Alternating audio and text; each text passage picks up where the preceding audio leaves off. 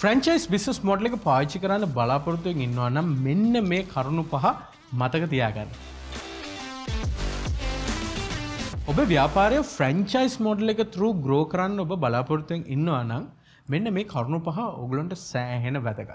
මම ඉස්සලාම් පටන් ගන්න පළවෙනි කරුණේ. ඔයගලන් ෆ්‍රැන්චයිස් එකක් පටන් ගන්නවා නම් ෆ්‍රැන්චයිසීව හොඳට හොයලා බලලා තෝරන්න අවශ්‍යයි. මොකද අන්තිමටම මේ ෆ්‍රැන්චයිසීගේ අතේ තමා තියෙන්නේ ඔබේ බිස්නස් එකේ ෆේලියර් එක හරි සක්සස් එක හරි. මතක තියාගන්න අන්තිමටම ෆේල් වුණොත් බලපාන්නේ ඔබේ බ්‍රෑන්ඩ් එකටම තමා කියලා.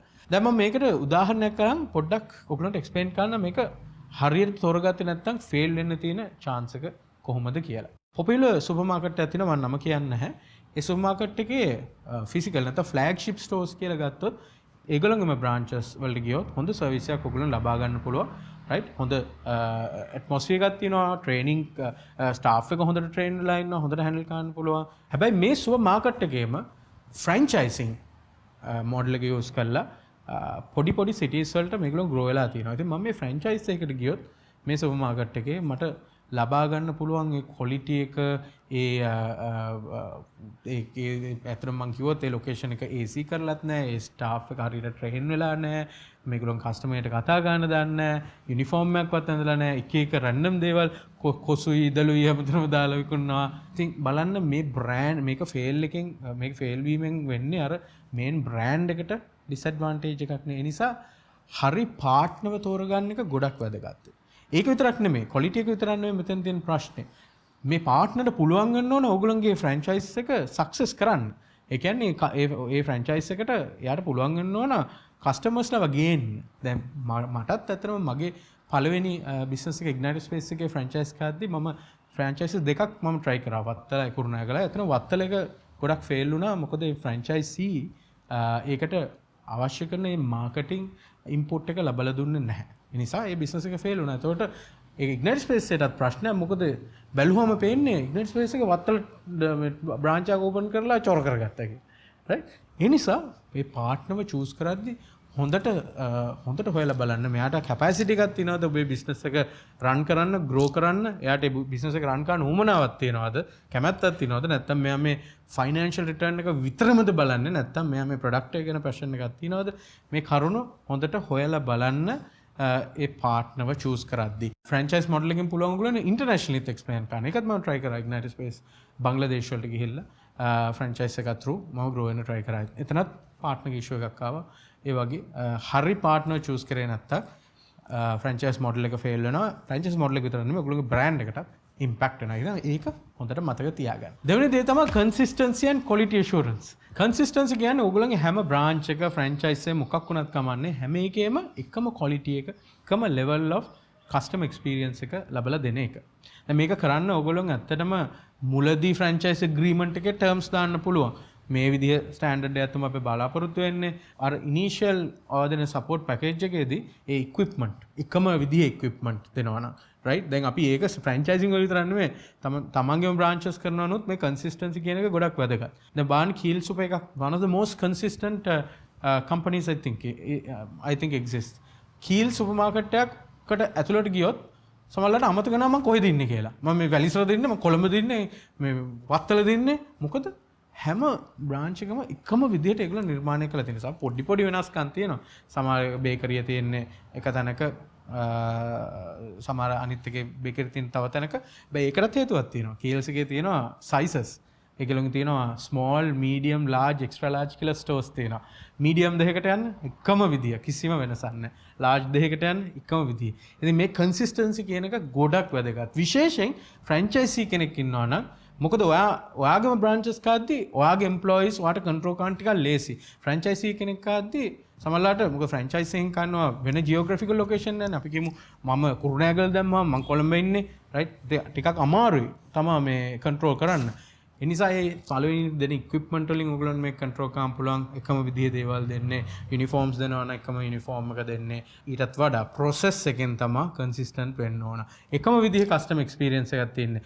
ඕනම බ්‍රාන්ච් එකකට ගියොත් ඕනම ෆ්‍රැන්චයිස් එකකට ගියොත් ඒ කස්ටමර් හැපි රයිට්. එකම විදිහේ ප්‍රොඩක්ට් එකක් තමයි කස්ටමර්ට ලැබෙන්නේ. ඒකට ඔයගොල්ලන් තව කරන්න පුළුවන් දේ තමයි ස්පොට් චෙක්ස්. ෆ්‍රැන්චයිසීස් වලට රැන්ඩම්ලි යන්න ෆ්‍රැන්චයිස් ලොකේෂන්ස් වල ගිහලා බලන්න කොයි විදිහටද මේගොල්ලෝ මේන්ටේන් කරන්නේ කියලා. ඔයගොල්ලෝ බලලා ඇති පොපියුලර් ෆිල්ම් එකක් තියෙනවා මේ ෆවුන්ඩර් කියලා. ද ෆවුන්ඩර්. මම රෙකමන්ඩ් කරනවා ෆ්‍රැන්චයිසස් ගැන ඉගෙන ගන්න නම් හොඳම මූවී එක තමයි ද ෆවුන්ඩර්. ඒක මැක්ඩොනල්ඩ්ස් ෆ්‍රැන්චයිසිං ස්ටෝරි එක ගැන තියෙන. ඒකේ එක කොටසක් තියෙනවා ෆිල්ම් එකේ මම මතකයි එක ෆ්‍රැන්චයිසි කෙනෙක් ඒ මැක්ඩොනල්ඩ්ස් එකේ එක සැරයක් මේ එක එක අනිත් දේවල් විකුණන්න පටන් ගන්න. එයා අර බර්ගර් එකට ලෙටියුස් දාලා විකුණනවා. ඉතින් එයා ගිහිල්ලා කියනවා මේක කාන්න එපා මේක නෙමෙයි බ්‍රෑන්ඩ් එක කියලා.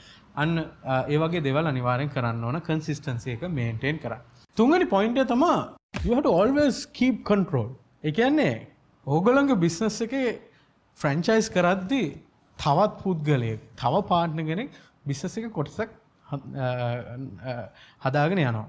හැබැයි ඕගොල්ලෝ මතක තියාගන්න ඕන බිස්නස් එකේ කන්ට්‍රෝල් එක ලූස් වෙන්නේ නැතුව ඕගොල්ලොන් තියාගන්න අනිවාර්යෙන් අවශ්‍යයි. අපි උදාහරණයක් ගත්තොත් සමහරලාට ඕගොල්ලොන් ෆ්‍රැන්චයිසිං ටිකක් too early කරොත් වෙන දේ බලමු. ඔයා පටන් ගන්නවා පොඩි ඉන්ස්ටිටියුට් එකක් ඉංග්‍රීසි උගන්වන. පොඩියට පටන් ගන්න right? ඔයා පටන් ගන්නවා ඒක කඳානේ පටන් ගන්න.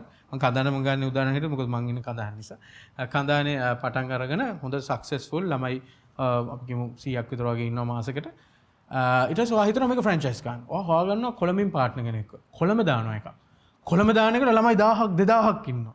ඒතර එක පාර්ට්ටම එයාගේ රෙවෙනියු එකත් සෑහෙන හයි. හරි ඔයාටත් එනවා එකෙන් ෂෙයා එකක් හරිද?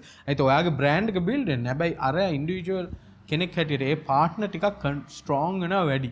right? එහෙම ප්‍රශ්නයක් නෑ. ඒක ඇත්තටම හොඳයි ෆ්‍රැන්චයිසි කෙනෙක් ග්‍රෝ වෙනවා නම්. හැබැයි අනිවාර්යෙන් ඔයා ෆවුන්ඩර් හැටියට ඔයාගේ බිස්නස් එක බ්‍රෑන්ඩ් එකේ අයිතිය තියෙන ඔයාට. අරයට තියෙන රොයල්ටි එකක් විතරයි. ලයිසන්ස් එකක් දීලා තියෙන්නේ. මොකද අනිවාර්යෙන් හැම වෙලාවෙම මතක තියාගන්න ෆ්‍රැන්චයිස් ඇග්‍රීමන්ට් එකක් තියෙන්නේ ෆික්ස් ටයිම් පීරියඩ් එකකට. not forever. not forever. forever franchise agreements එන්නේ. ඉතින් එතකන් විතරයි අරයට මොකද ෆ්‍රැන්චයිසි කෙනෙක් ඇත්තටම යං අපි හිතුවොත් ෆ්‍රැන්චයිසි කෙනෙකුත් එක් විදිහක ව්‍යවසායකයෙක්. හැබැයි එයාට ඒ බ්‍රෑන්ඩ් එක අයිති නැහැ. ඉතින් කන්ට්‍රෝල් එක අනිවාර්යෙන් ඕගොල්ලන් තියාගන්න ඕනෙමයි. හතරවෙනි පොයින්ට් එක තමයි ඕගොල්ලන්ට පුළුවන් වෙන්න ඕන මේ මොඩල් එක ෆ්‍රැන්චයිසිං මොඩල් එක රෙප්ලිකේට් කරන්න. ඒ කියන්නේ එක සැරයක් විතරක් ෆ්‍රැන්චයිසිං කළා නැවතුනොත් එහෙම ඒක ඇත්තටම ෆ්‍රැන්චයිසිං වලින් තියෙන ප්‍රතිලාභය ඕගොල්ලන් අරන් නැහැ. ඕගොල්ලන් හදන්න ඕන ෆ්‍රැන්චයිසිං වලට හොඳ ප්‍රොසෙස් එකක්. ඒ කියන්නේ ෆ්‍රැන්චයිසි සිලෙක්ෂන් එකේ ඉඳන් ට්‍රේනින් එකේ ඉඳන් ඉවැලුවේෂන් එකේ ඉඳන් රයිට් ඒ පාර්ට්නර් සිලෙක්ෂන් එකනේ මුලින්ම පටන් ගන්න මේ හැම ප්‍රොසෙස් එකම ඒ මුළු ප්‍රොසෙස් එකම ඕගොල්ලන්ට පුළුවන් වෙනවා ලේසියෙන් රෙප්ලිකේට් කරන්න. මොකද ෆ්‍රැන්චයිසිං යූස් කරන්න ඔයාලට එක්ස්පොනෙන්ෂියලි ග්‍රෝ කරන්න. ඉතින් ඔයාලට පුළුවන් වෙනවා මේ මොඩල් එක ඩුන් ගාලා ඒ අවශ්‍ය කරන මාකට්ස් වල ග්‍රෝ වෙන්න. ඉතින් ඒ නිසා ඒක මතක තියාගන්න ෆ්‍රැන්චයිසි මොඩල් එක රෙප්ලිකේටබල් වෙන්න අවශ්‍යයි. අන්තිම පොයින්ට් එක ඇවිල්ලා හරිම ලේසි. හැබැයි මම මේක තිබ්බ අන්තිමට මොකද මේ ගොඩක් වැදගත් නිසා. invest in training. training වලට invest කරන්න. right? අපි consistency කියන කතා කරද්දී මම මේක mention කරා. training කියන එක franchisees ලට අනිවාර්යෙන් හොඳට ලබා දෙන්න. නැත්තම් ඔයගොල්ලෝ මුළු franchise එකම business එකම කඩා වැටෙන්න තියෙන chance එක සෑහෙන වැඩි. අපි ගත්තොත් Ignite Space එකේ ළමයින්ට train කරන එක කාන්නේ මේ robotics. ඉතින් හරි පරිස්සමින් මේ ළමයි මේ බවුට්ස් එහෙම යූස් කරන්න ඕන. ඉතින් අපි හරියට train කරේ නැත්තම් අපි කියමු franchisee ගේ employee කෙනෙක්ව මොන හරි වෙලා ළමයට අනතුරක් වුණා කියමුකෝ. ඒතර මොකක් කාටද බලපාන්නේ? බලපාන්නේ මුළු බ්‍රෑන්ඩ් එකටම. ඒ franchisee විතරක් නෙමෙයි. ඒ නිසා training වලට හොඳ තැනක් දෙන්න හොඳ ඉන්වෙස්ට්මන්ට් එකක් අනිවාර්යෙන් එකට දාන්න. ඉතින් ඔන්න ඔය කරුණු මතක තියාගන්න ෆ්‍රැන්චයිසිං මොඩල් එක ඔයගොල්ලෝ යූස් කරන්න බලාපොරොත්තු වෙමින් ඉන්නවනම් මම හිතනවා ඔයගොල්ලෝ හොඳ දෙයක් ඉගෙන ගන්න ඇති කියලාද උදාහරණ ටිකක් එක අපි කතා කරා. ඉතින් දිගටම අපිත් එක්ක එකතු වෙලා හිටියොත් අපිට පුළුවන් මේ වගේ ඉන්ටරෙස්ටිං ටොපික්ස් ගැන හැමදාම කතා ගන්න. ඒ වගේම මම මේ වෙලාවේ ස්තුතිවන්ත වෙනවා US Embassy එකට, ඒ වගේම American Center එකට අපිට මේ ප්‍රෝග්‍රෑම් එකට සහාය ලබා දෙනවාට. ඉතින් දිගටම Unicorn Factory YouTube channel එකත් එක්ක එකතු වෙලා ඉන්න.